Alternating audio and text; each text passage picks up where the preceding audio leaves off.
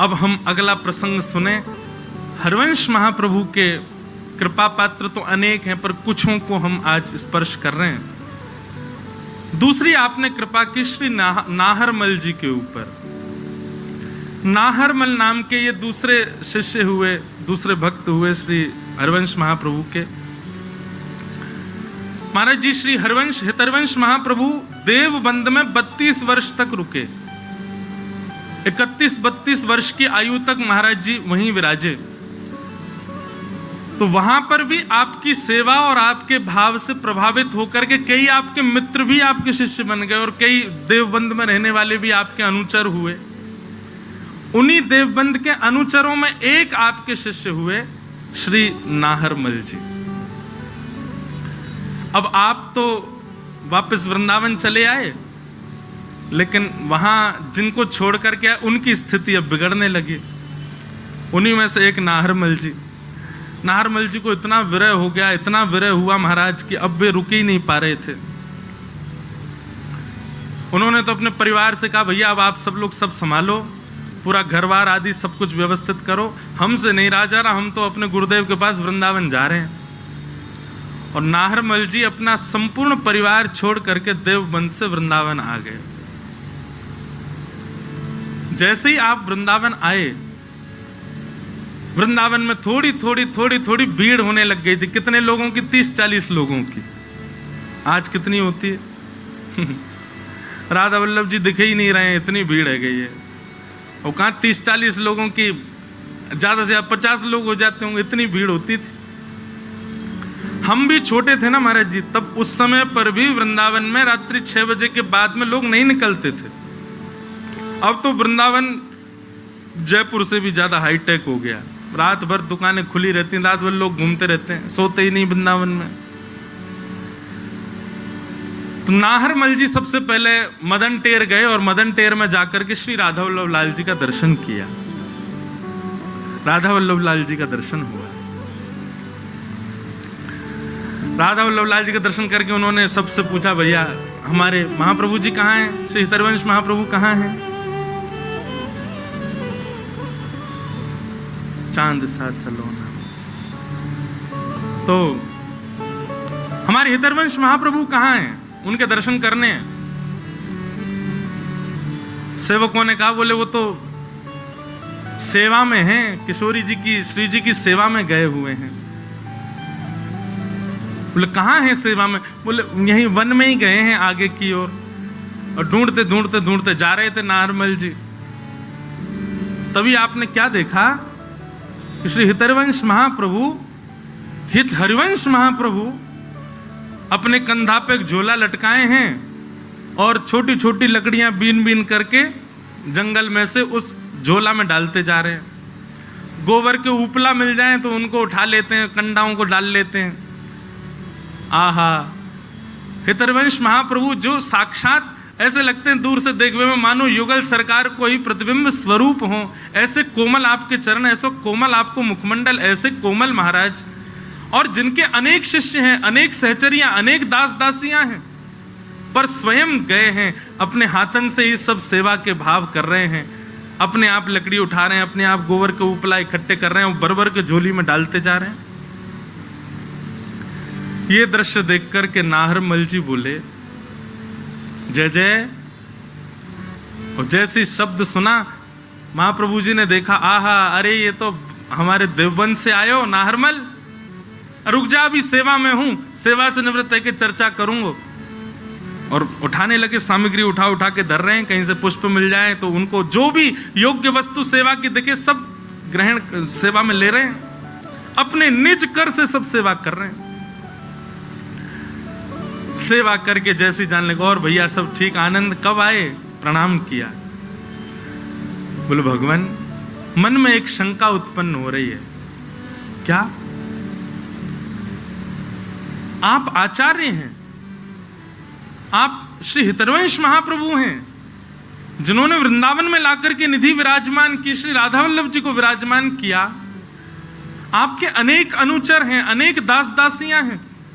ये सब लकड़ी उठाना, उपले उठाना, ये सब क्रिया करना, ये आपका कार्य है। ये शोभा नहीं देता। आप जैसे आचार्य ऐसे बाहर निकल करके ये सब क्रिया करें छोटी मोटी, ये उचित नहीं लगती भगवान। आप दास दासियों को आज्ञा, और नहीं तो सुनिए, अब मैं आ गया हूं वृंदावन, अब मुझे आज्ञा करिए, मैं 2-4 भक्तों की टोली, मैं ये क्रिया किया करूंगा, ये लकड़ी उठाना, ये सब आपको शोभा नहीं देता।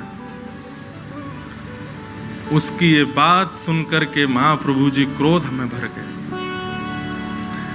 और क्रोध में भर के बोले, श्री जी की सेवा को तू उचित और अनुचित मानता है? मतलब जो निज सेवा करता है, जो श्रृंगार करता है, जो आरती करता है, जो भोग धराता है, वही श्रेष्ठ है। श्री जी की सेवा में आने वाले पुष्प, जिनको श्री जी 24 घंटा गले में धारण करके रखती हैं, श्री जी के अंग पर विराजमान होने वाले वस्त्र, जिनको श्री जी रात्रि में भी शयन के समय पहन के रखते हैं, उनका निर्माण करने वाले भक्त, उनकी सेवा कुछ नहीं। अरे हमको तो अनुभव केवल थोड़ी देर का होता, आरती करने भीतर कुंज में जाते हैं, फिर आ जाते हैं बाहर, लेकिन ऐसी सेवा जो नित्य श्री जी के अंग से स्पर्श करके रहती हैं, उन सेवाओं को तुम सेवा नहीं समझते। ये लकड़ियां बीन करके हम ले जाएंगे, इनकी अग्नि प्रज्वलित होगी, प्रसाद होगा, श्री जी अपनी क्षुधा निवृत्त करेंगी, अधरामृत हम में बांटेंगी, इतने वैष्णवों को प्रसाद मिलेगा, ये सेवा तेरे लिए तुच्छ है?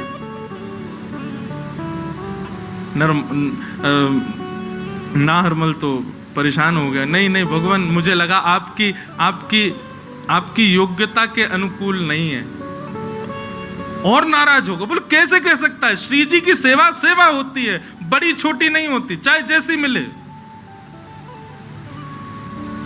और सुन, तेने श्री जी की सेवा में ये दोष बुद्धि रखी है, अपना मुख मत दिखाना मुझको, और कहीं तू अगर मुझे दिख गया, तेरे हृदय की भक्ति नष्ट हो जाएगी, दूर हो जाओ मेरे से, आना ही नहीं मेरे सामने। और महाप्रभु जी थोड़े नाराज होकर के वहां से चले गए।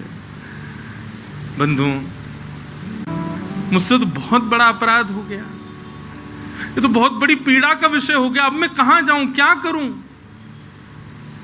इससे अच्छा तो मैं प्राण क्यों ना त्याग दूं?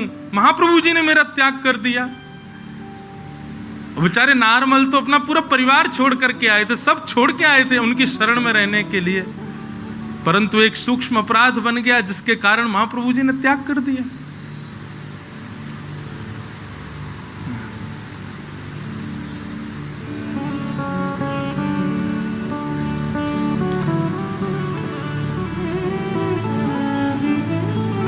राधा वल्लभ जी का दर्शन करने भी नाहरमल जाते हैं तो दूर से कुंज में से देखते हैं, क्योंकि समीप गया तो ऐसी बात कह दी कि भक्ति नष्ट हो जाएगी, भाव नष्ट हो जाएगा, प्रेम नष्ट हो जाएगा।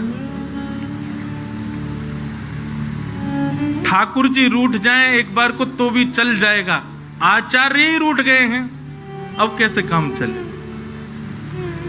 ऐसी व्याकुलता, ऐसी घबराहट रहती है नारमल को, कहां जाऊं, क्या करूं, कौन सुनेगा मेरी बात? यमुना जी के तट पर बैठ करके अब तो मन बना लिया कि बस अब तो प्राण त्याग दूंगा मैं। जिनके लिए आया वही नाराज हैं, अब जीवित रह के मैं क्या करूं? वहीं बैठे बैठे अपने मनी मन में बस स्वयं को कोसने लगे। 9-10 दिन हो गए, श्री महाप्रभु जी नहीं मिले। ऐसी व्याकुलता, ऐसी उत्कंठा हृदय में ज्वाला की तरह धधकने लगी नाहरमल के। बंधु, आचार्य तो कठोर हो गए, परंतु आचार्य जिनको नित्य स्पर्श करते हैं, ऐसी हमारी श्री जी थोड़ी कठोर है। यतरवंश महाप्रभु एक दिन रात्रि में सो रहे थे, स्वप्न में किशोरी जी प्रकट हो गए और प्रकट होकर के बोली, जय जय महाप्रभु जी। बोले, हाँ श्री जी आज्ञा करो, क्या बात है, आप ऐसी उदास क्यों, कोई श्रम भयो, आज्ञा करो। बोले, श्रम तो बहुत ज्यादा हैरो है। बोले, कैसे श्रम हैरो है?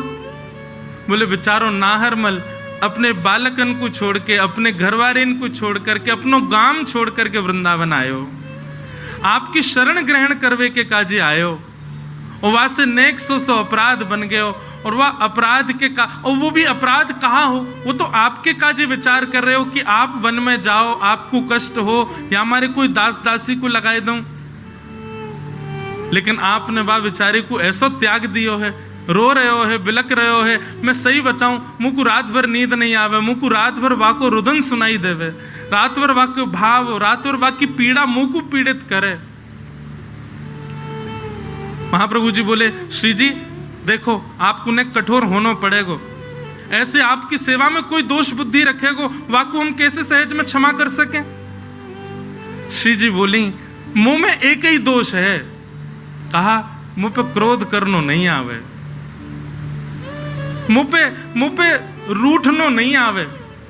यही मारे मान लीला में भी मैं मान करूं और लालन नेक सी लीला कर मैं सोई रीझ जाऊं, क्योंकि मुंह पे मान करनो आवे ही ना है, मुंह पे रूठनो आवे ही ना है, मुंह पे ज्यादा क्रोध करनो आवे ही ना है, लड़नो झगड़नो ये मेरो स्वभाव नहीं है। याकू आप मेरो दोष मान सको आचार्य चरण, पर मुंह पे ये सहन नहीं है रहे हो है, वह नाहर मल को कष्ट मुंह को बहुत लग रहे हो है। एक श्री हित ध्रुवदास जी का एक बड़ा प्रसिद्ध पद है।